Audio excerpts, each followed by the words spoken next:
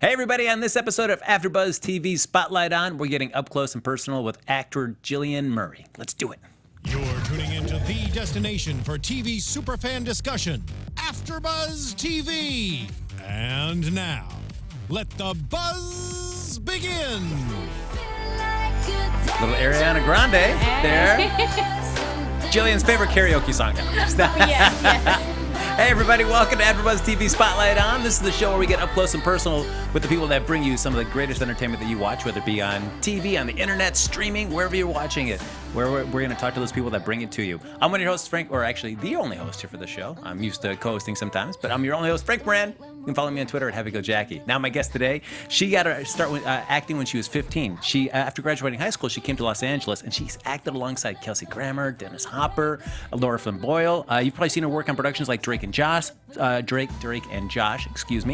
with a Chance, Rules of Engagement, Cabin Fever 3, Patient Zero, Murder in the First, and The Graves. Currently, you can see her as she plays Dr. Heather Pinkney on the CBS medical drama Code Black. Please welcome everybody, Jillian Murray. Hello. Hey, all right.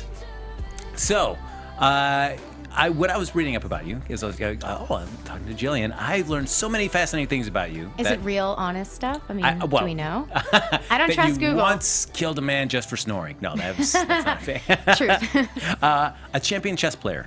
Not champion. I played chess, and I was really good for a while, but not champion. I but never competed. You never. So you never Competed against my computer. But never got. I always think like the movies or TV shows where there's like in the park. Yeah, No. they're slapping the clocks. Definitely not me. No. But I'm really good. I'm good. And so how often do you play now? Oh gosh, I haven't played in over a year. My life's a lot busier now, so chess is not really on my list of things to knock out this week. That's, because I guess, I've played chess a little bit, but not enough to know, like if you wanted to settle into a game of chess, like, is that something It's a long time. I'm going to settle in for a few hours. I got to carve that time out of my life. But you know what? It's not fun when it's that long. For me, I'd rather just, for a game night, like I'm going to do it for an hour, maybe. Yeah. I played the big ones that are about this tall. Oh, yes. The backyard Yeah. chess sets. I did that in Bahamas, like maybe, 6 months ago I was there? So I did that, but I don't know if that counts. Well, no, that's cool because I think like the atmosphere is relaxed because usually everybody's It's kind of like harder. drinking. But because you have to carry those things Well, around? it's harder because your brain doesn't see the board the same way. You're like in it. You're like, oh wow, these are so big. Okay, you're dragging them across, and it's very different visually. And if you're a visual person, it's challenging. And I imagine it's probably more of a entertainment kind of atmosphere, so people are drinking You're and not socializing. Focused on, I'm going to win, checkmate. Exactly. Yeah, I just want to have fun. Oh, I'm going to crush you. Everybody shut up. I need to make this key Exactly. move. I got to get his queen. No. Also, you were a stunt person in a live action Western show? I was in Tucson, Arizona, when I was 15 or 16. I tried out and I booked the job, and then they found out I wasn't of age. You had to be 18 for stunts. Really? So I went through the training and everything, like falling off buildings, the gun stuff, and then they called me into the office, and they're like, "So you're not of age?" Oh, it's like, but you've already trained me, so. I know, such a bummer. So what was it like going through the training though, to learn all those stunts? Well, they had this like dinner show, and then they had this huge set, and it was it's called Pinnacle Peak in Tucson, Arizona, and they had this amazing like house built, and you had to fall out of the roof, and you had all this great stuff, and you landed on pads the correct way, and it was great. Now, had you done any kind of like tumbling or stunts or No, anything like I that just before wanted then? to do something to earn money, and acting was up there in my list of things I was interested in. So I was like, oh, stunts, that sounds easy. Sure. Has that little stunt training that you got there come in handy later in life or no? Well, I did Fear Factor. Oh! And so I did stunts in that. Yes. And that one didn't end well though. No, all right. How far did you make it in the To episode? the end. I got to the last You got round. to the So la- I almost won. I lost to personal trainers, and it was a physical, like the last thing wasn't gore. It was like swimming, jumping out of a helicopter, blowing up a petrol station, and it was a lot of physical activity. You were like on top of a bus when it was moving. So it was like really exhausting, and my body just was tired. Man. I'm not a swimmer. That's like not an easy thing to do. Right. So that's the final challenge. The middle one. Was it a gross eating count portion for that? It was It was like a huge tub of cow's blood and 20 cow hearts, and you had to pick them up with your teeth. And I won that. Yes. Oh, no squeamishness going into that.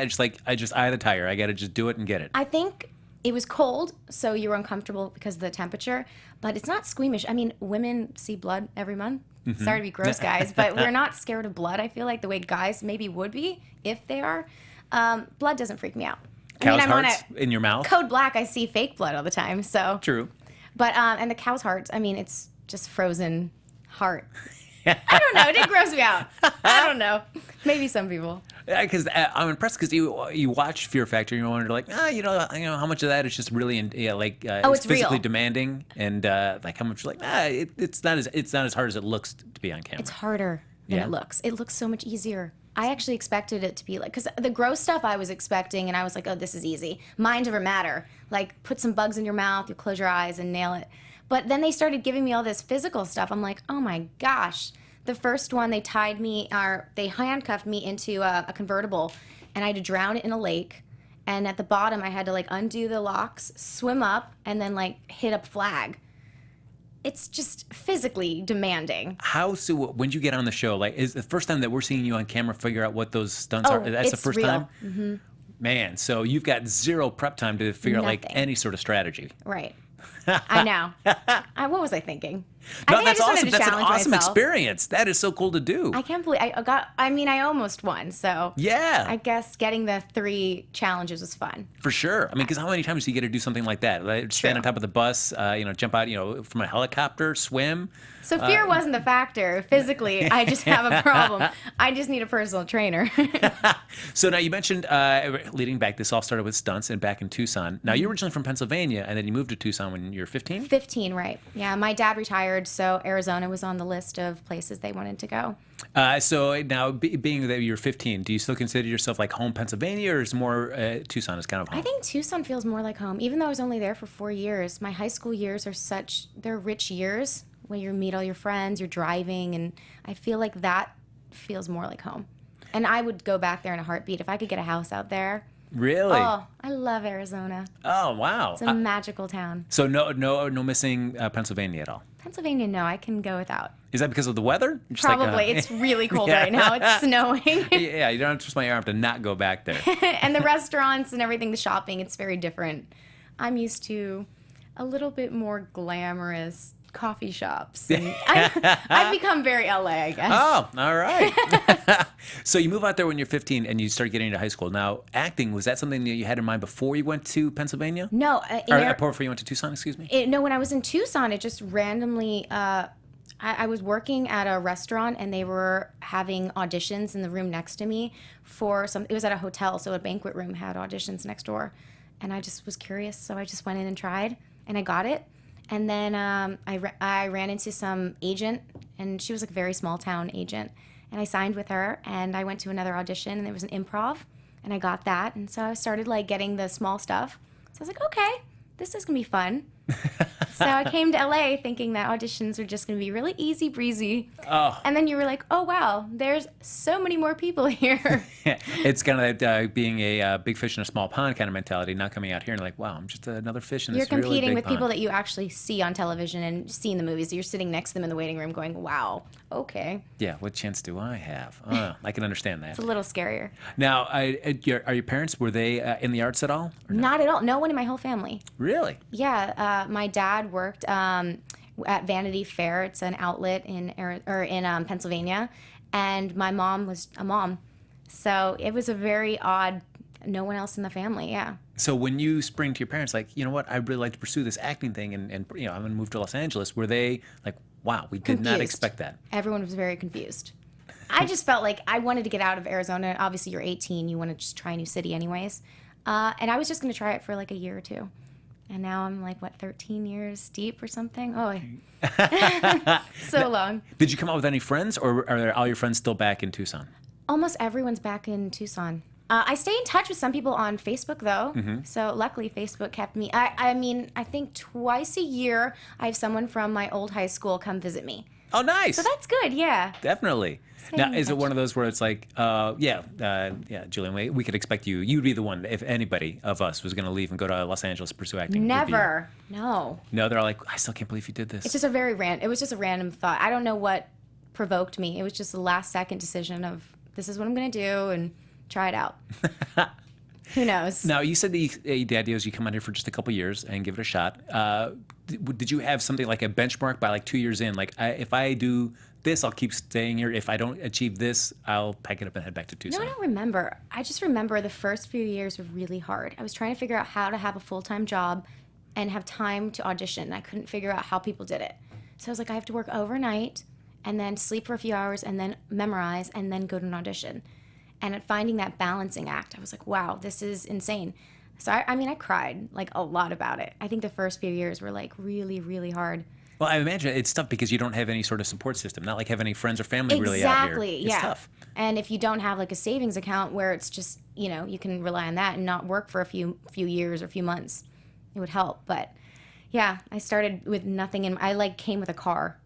So it was very different. Look at that. Those are those stories I think people that they hear and gets them motivated and gets them excited. It gives them that hope that, all right, I could be just like Jillian. I could go out there just in my car and I could achieve something while I'm out here. But I think it's when you're 18, you're so much more willing to take those chances. Now, I don't know. I look back, I'm like, how would I do it now? I don't know if I would. I think there's something good about when you're young that you do, just fly by. You're like, whatever. As you get older, you get a little bit more risk averse. Yes, 100%. 100%. I mean, I guess that depends. Like, like if you've been successful and then you're now able to kind of elevate yourself to this kind of station in life, then to think like, wow, to give that all up now, would I want to do that and try starting all over from the beginning? That'd be tough at this age. Scary, right? Yeah. Yeah, the age factor is a huge part. Yeah, starting when you're young is good because you have time to screw up and make mistakes and you learn.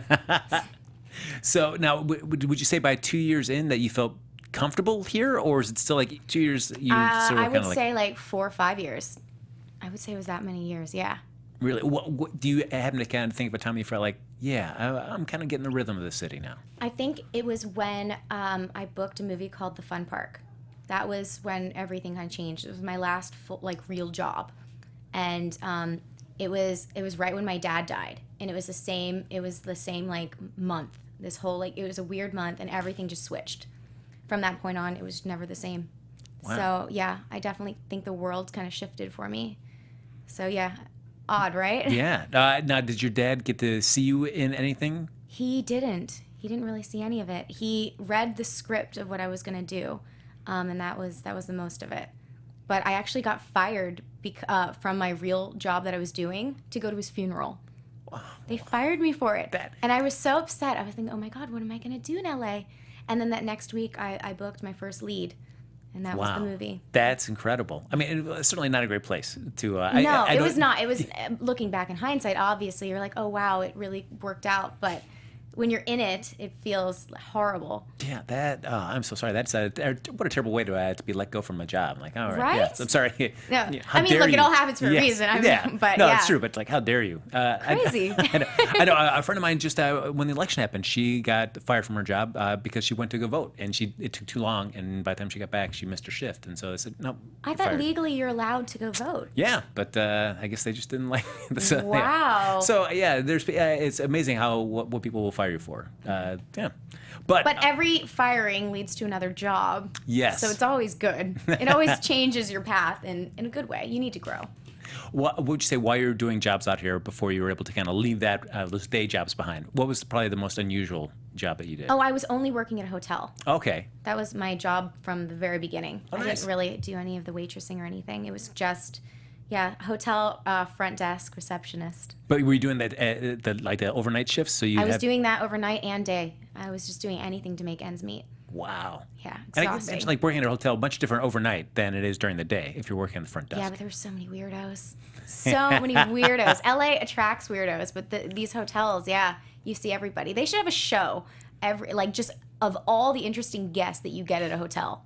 But I can imagine as an actor, great though, just like all these walks of life coming in, just great things to be able to pull details from. Totally. And also in between, multitasking was great because you'd be answering the phone, you'd have your little thing in, and you'd have your sides, you'd be memorizing, answering. Multitasking, it was like strengthening that muscle.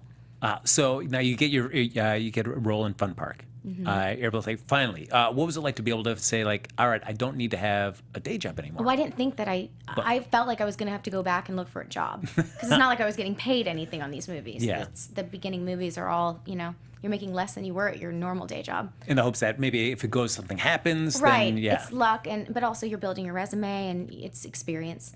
So I did 3 weeks of that in Oklahoma, and I came back and I just started auditioning, and there was more yeses than nos all of a sudden. So that's kind of what happened.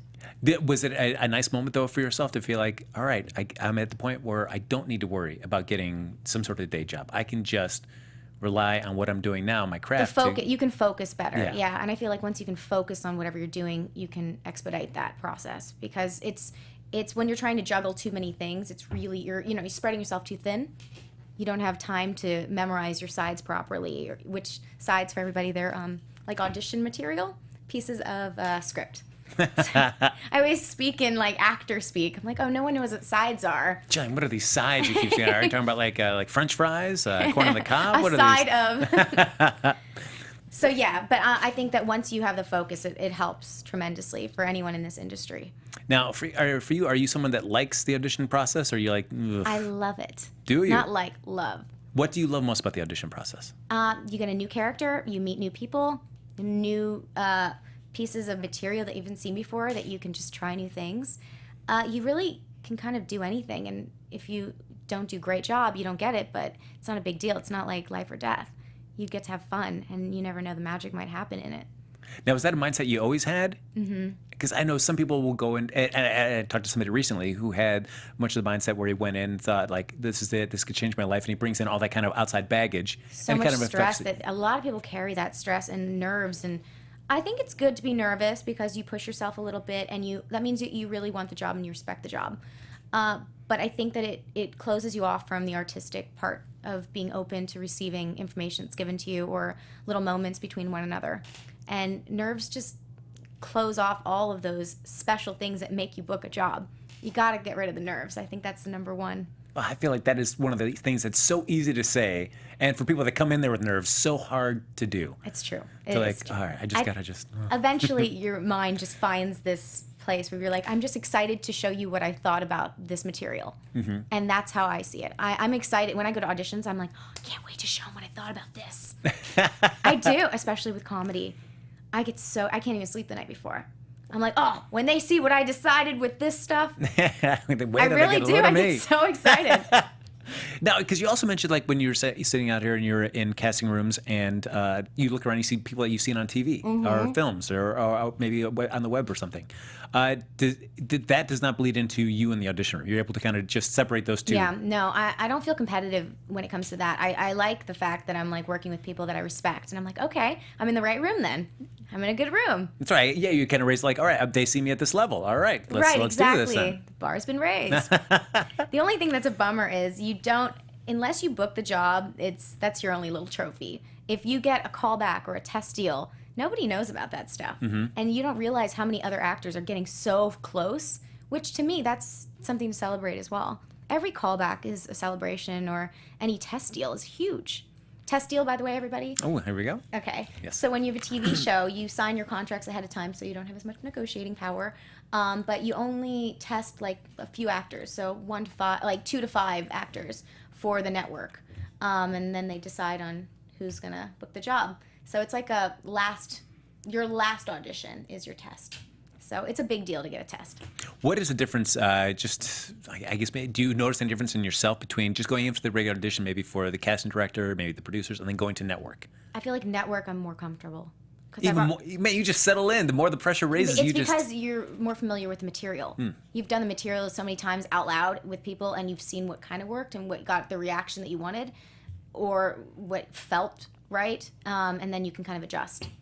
But is it a difference if it's a comedy or a drama? Because I feel like with comedy, if you get a laugh, then you feel like, all right, I'm going to do something. Comedy's so much easier because you can read the room then. Yeah. You can feel when a room's feeling you and when they're not feeling it. I know when I leave an audition if I'm going to get called back. And I'm about an 85% like correct when I leave.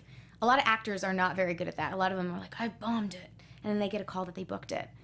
So I feel like it depends on how aware you are with your room and yourself and what they're looking for.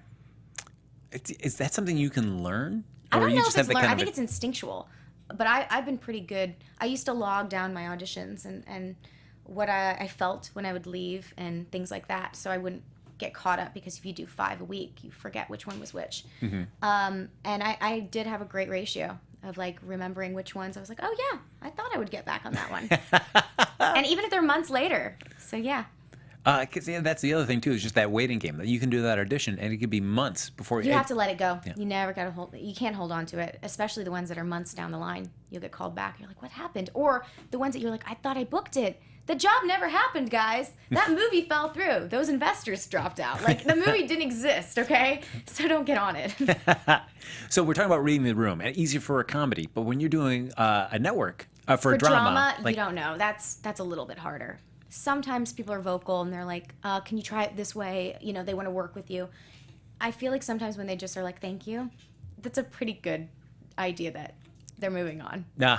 That maybe you looked like someone's ex-girlfriend, or maybe your look just didn't suit this role, or you look too old or too young. It's, you know, so many things are out of your control. Yeah, that's, I think, the hardest thing for an actor to realize is that, yeah, I could nail every single audition I go into, but there are so many other factors that have nothing to do with what you did in the room. Oh, 100%. Yeah, you can, I mean, you're right. Yeah, you can nail it easily, and you'll never book it if, you know, for some reason they want someone who is half Latino. Yeah. I mean, I can't fake that. I wish I could. That person's one earlobe was lower than the other. I don't know. Or she looks too much like the other character that we already booked. And that's a huge part too.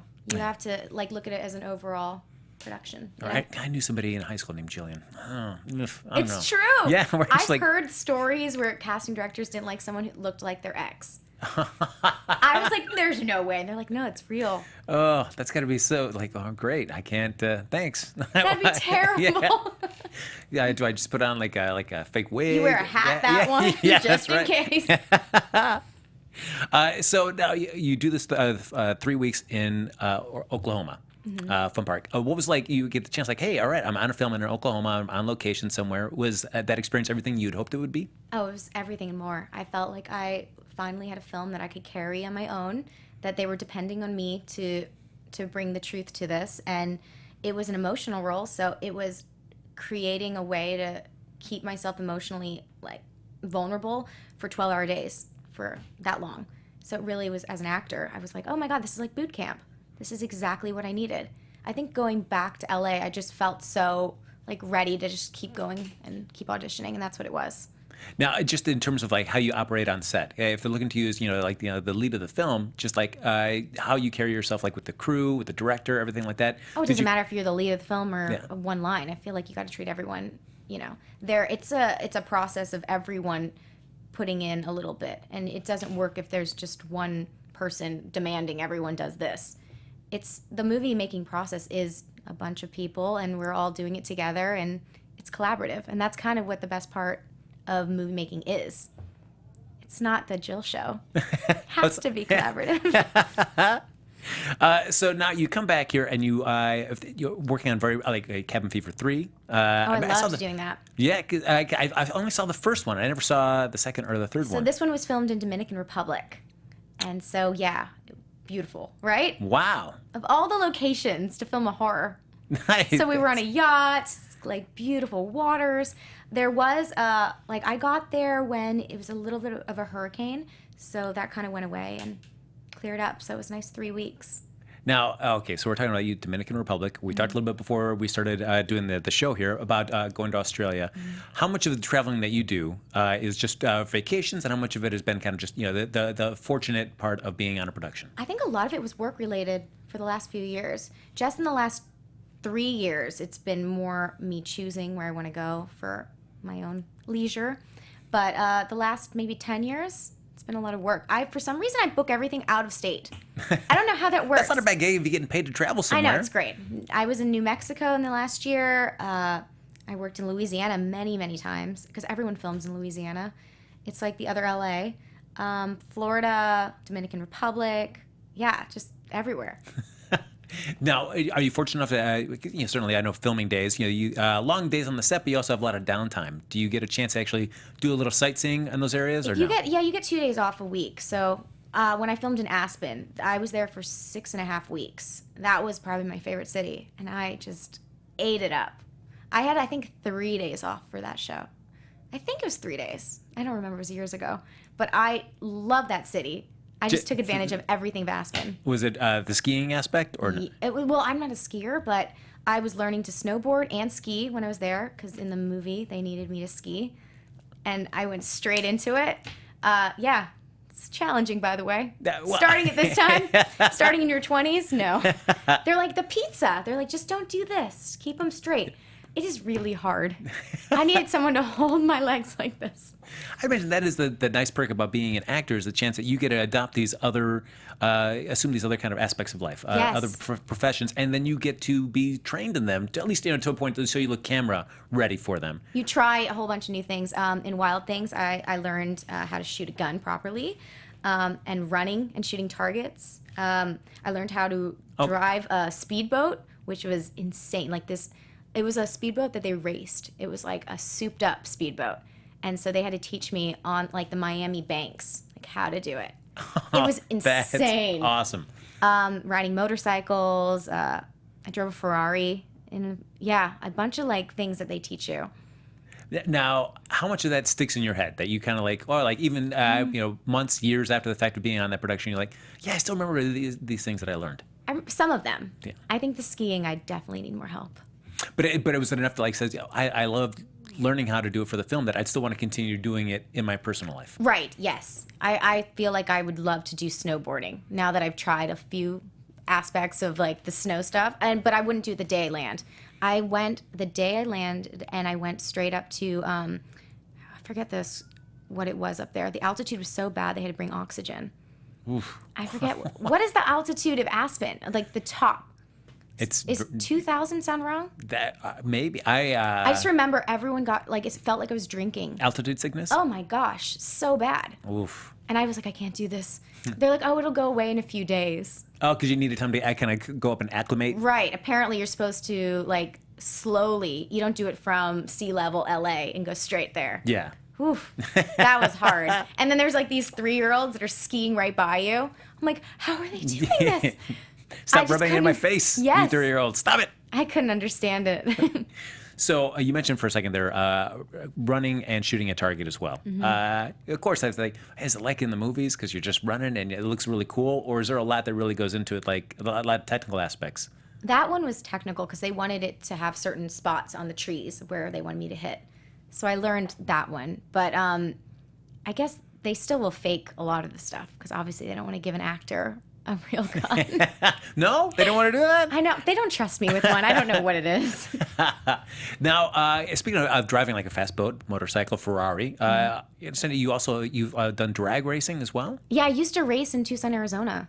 That is cool. I love cars. I'm like really into that. I had a NOS kit in my car. No, Yeah. get out of town. 75 shot.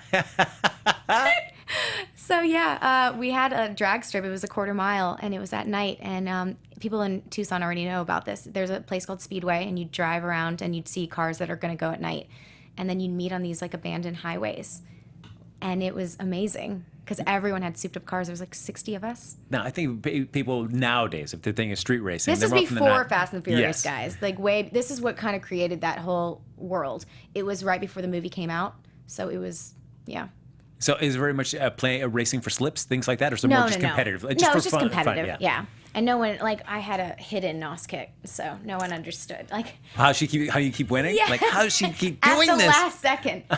Sport clutch, and then I had a few cars. I went through a bunch of cars. Everyone had the carbon fiber like body kits, the carbon fiber hoods. It was very intense. You spent your entire paycheck on Wow. upping it. Yeah. Now I understand, like somebody that is a racer, how do you, or has raced before, like how do you handle just like LA traffic? Do you go insane at some points? It's like, what are we doing? I just need to go and It go. depends. If you have to pee, it's the worst. I'm like, oh God, I can't do it anymore. I got to pull over. No, but if you're just in the normal LA, which is like an hour to get anywhere, I get on my Bluetooth and I just call all my friends and my family, and it's my quiet time. I've actually zoned into like, I zone out when I'm in there and I just kind of relax and I'm like, okay, I expect to be in here for an hour, and I've gotten used to it, but just recently. There's no way you could have a stick shift in this car, like in this very true. city. It's insane. Ooh, thanks to Steve there in the booth. 7,945 feet is Aspen. So, okay, there you go. Yeah, it's much higher than 2,000. Yes, I can understand why you. Well, no. What's the mountain for when you ski? So that's the city. It's 7,900. So what about when you go to the top of wherever to ski? Aspen Mountain. Aspen Mountain. Yeah. All right. Yeah. There you go. Yeah, so understandable why you would not be feeling your best. Going right day of. Don't drink wine that day. Yeah. Now, one of the, we were talking about stunts. On the graves, there was a scene where you actually smashed a glass window with your hand, and you can see in the finished film, a piece of that glass just stuck in your hand. Yeah, I didn't realize it was a real glass window. But kept going. I think adrenaline got through, and then I was like, oh my gosh. My hand was so cut up. But at least worth it. Like, if that shot had been cut from the film, you'd be like, what? Oh, I know. Imagine. Yeah, it's like, no. Like, we need to get that off the cutting board floor. That's going back in the film. So to be able to see that and like, all right, at least it made the film. As long as I don't have any more scars, I'll be good. Yeah. As long as it's not your face. Very true. Hands, I guess it's okay. One last drag racing question. When was the last time you drag raced? And do you miss it? Yes, I Somebody do. said like, hey, Gina, let's go back down to Tucson real quick and just do a quick race. I don't have the car for it anymore. I was driving some crazy cars. Last time I did it was 2007, maybe? 2006. No, 2007, I think, was the last time I did it. So it's been a long time. That's like almost 10 years. Now, to see, like, they just dropped the last Fast and Furious trailer there yesterday for that. But when you're watching those films, because that, like, how much of that are you like, that is not how it is at all, guys? Only the first one was the most accurate. I think the ones after that, I was like, what the heck are they talking about? You mean the parts where they're not the dragging a big bank vault? Flying over things. I'm like, come on, guys. You're skydiving out of an airplane in your cars. That's not what you guys are doing in Tucson? I know, right? It's very accurate. No, but the first one actually had a lot of the stuff that we were doing, like the supercharged engines or like the NOS kits. And that was, and the body kits and doing all that to your car, the cold air intakes they kept mentioning, and that stuff that everyone had, like, that was a very norm. So I'm guessing you know your way around a car. I do. Some cars. Okay. So, but the car you drive, if there's something you need to be done, can you more often than not take care of it yourself? My car's so not that. I have a Mercedes now, and I'm like all relaxed and like I like a calm, quiet car. The other cars that I was driving back in the day was like an Integra Type R, a Mazda RX-7, like souped up. I drove someone's Supra that had duct tape in the engine. Like the seats were out. There was only one racing seat in it. It had 1,200 horsepower. It was insane. What? It was insane. That was the craziest car. And then I was riding a Kawasaki Ninja for a second. But it was only a 250. Oh, so. Okay. That's fine. So. Yeah, sure. I'm a small girl, so the motorcycle game, not good for me. Now, if something were to happen there, you'd have to go to a hospital. And now you are part of a medical drama now. So I could treat my injuries. That's right. You've learned. There you go. Full circle, guys. Yes. The hand, I'm ready. So, on medical drama, how much, like the training just to learn how to speak the medical jargon on that? Is it like going into like a medical boot camp? Yeah, well, they actually do medical boot camp where you're learning to suture properly and what a hemostat is and pretty much all the basic things that you're going to see in pretty much every episode. And then individual episodes, whenever you get the script, you'll do an individual procedure and they'll kind of run through that with you, the doctor or the nurse on set. Well, now, while you're on set there and you're doing a scene where you're in surgery and you're performing this procedure, is there a consultant right there watching like, Jillian, you didn't do that the correct way. We got to stop and do it properly? They do. They'll move your hands. They'll say that you got to, this finger has to kind of do that this time. Or the episode that's going to air on the 21st, I do a symphysiotomy, which is delivering a baby in a very medieval way. And she kind of showed me where to like put the pressure and... So we have amazing doctors and nurses on set. Well, I can imagine that, and also just like I assume like the special effects department, the prosthetics and stuff you may use for this has got to be incredible. They're so good. I always am Instagramming the bodies. The bodies are so real. Like every individual hair in the eyelashes and the eyebrows. They use skunk hair in the lashes, rabbit hair in the eyebrows, and they individually do each piece in your head. So it's, I mean, the bodies that we work on, they look so real. I feel like I'm really digging into somebody. I do. So for those things like where you're delivering the baby, what are they filling the woman up with, the prosthetic with? They had, you mean, what did the baby look like? Yeah, or because I assume like in her belly, she doesn't have like embryonic fluid or anything like that in her. Well, they add liquids. Oh, okay. They add a lot of stuff, a lot of juices. We actually just had her gown for her and to pull it out, but we did in season 1 we actually did open up someone, and you can see like everything, and the heart still beats. You can have a pump for it. I mean, it looks real. There's just all this stuff in here. I'm like, oh wow, I didn't realize the kidneys were this big. And I just was squeezing everything on set. And talking about like the baby, because I know from TV shows or films when they deliver a baby, they still have like the umbilical cord attached. Now they've got all the stuff slathered all over the baby. But it looks real. It even the weight of the arms, they fall right. So it really moves, and it actually has the weight of a real baby. Wow. Yeah, it's creepy. But I assume you have got to just block it in such a way that they can't see the face, so they can put in screaming and stuff, or... Well, it depends. I mean, sometimes you do see the face of what they're using, because it's so well done. Why wouldn't you? Yeah, wow. What do they cover it with?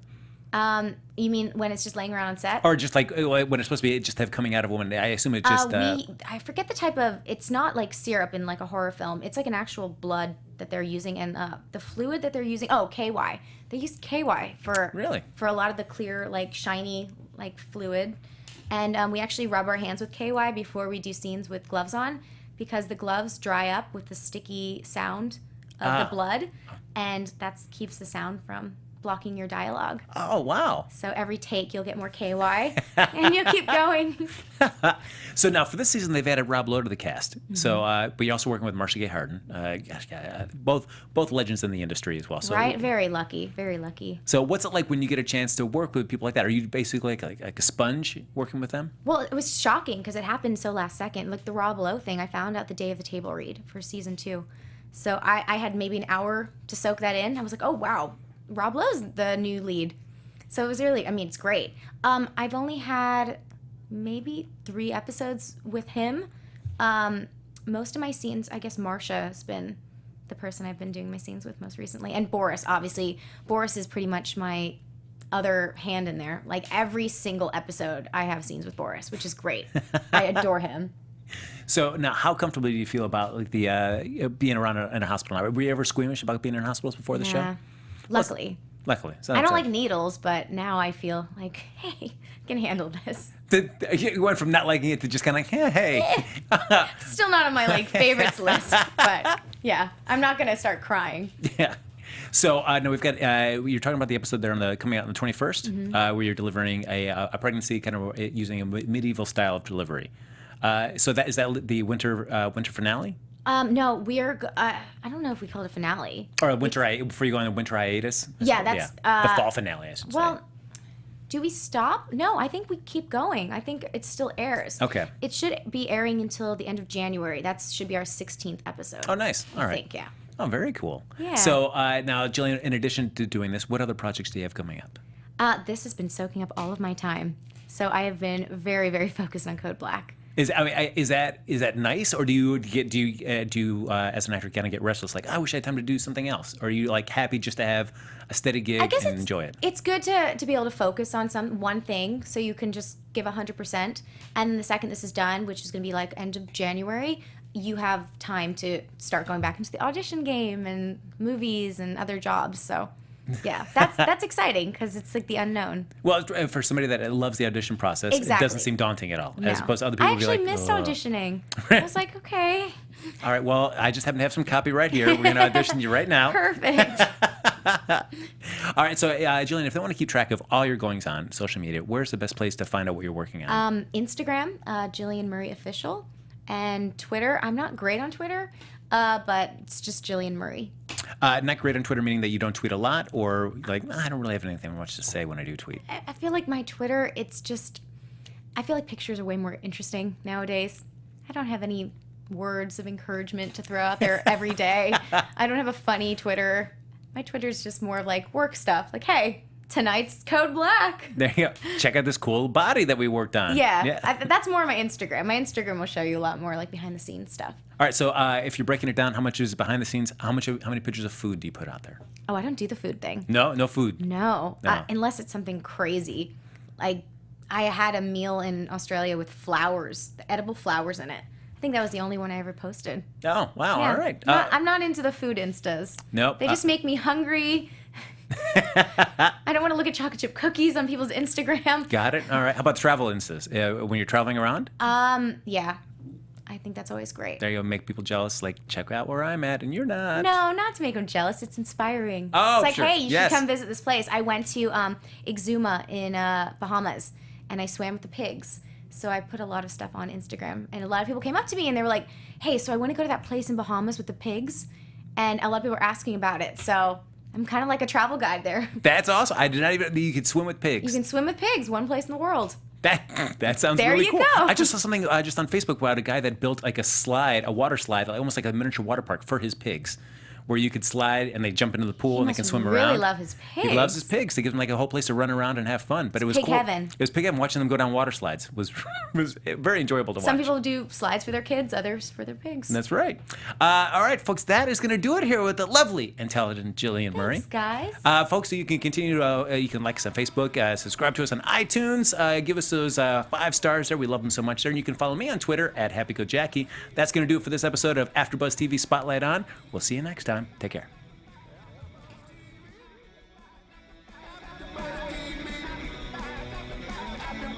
From executive producers Maria Menounos, Kevin Undergaro, Phil Svitek, and the entire AfterBuzz TV staff, we would like to thank you for listening to the AfterBuzz TV network.